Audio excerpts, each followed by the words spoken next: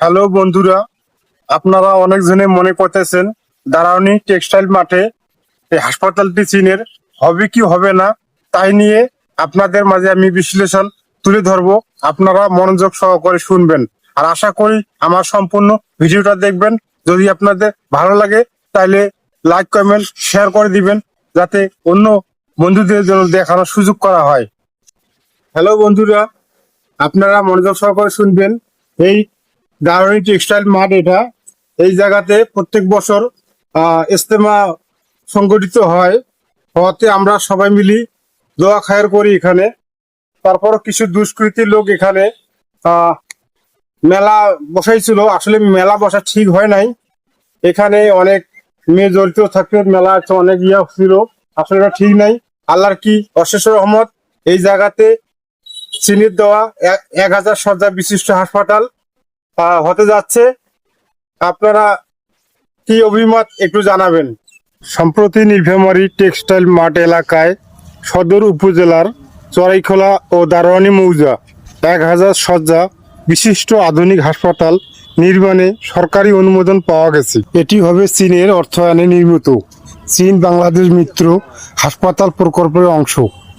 চীন বাংলাদেশ মিত্র আধুনিক হাসপাতাল Nilphamari, China Bangladesh friendship model hospital Nilphamari. স্থান নীলফামারী সদর উপজেলার টেক্সটাইল মাঠ এলাকায়, বিশেষ করে আরাজি চড়াইখোলা ও দারোয়ানি মৌজা সংলগ্ন স্থানটি নির্ধারণ করা হয়েছে।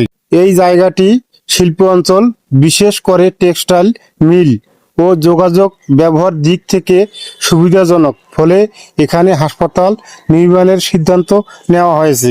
আরও একটি সুবিধা আছে তাদের, চীন সরকার এই জায়গাটি পছন্দ করেছেন।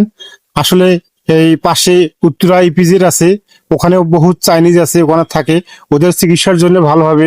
আর তাছাড়া সৈয়দপুর বিমানবন্দর পাশাপাশি, এই কারণে সম্মিলিতভাবে এটা পছন্দ করা হয়েছে জায়গাটি, এই জন্য এখানে নির্ধারণ করা হয়েছে। জমির আয়তন প্রায় 10 হেক্টর।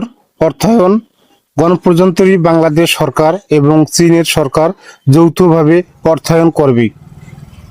নির্মাণ তত্ত্বাবধায়ক সংস্থা স্বাস্থ্য ও পরিবার কল্যাণ মন্ত্রণালয় বাংলাদেশ।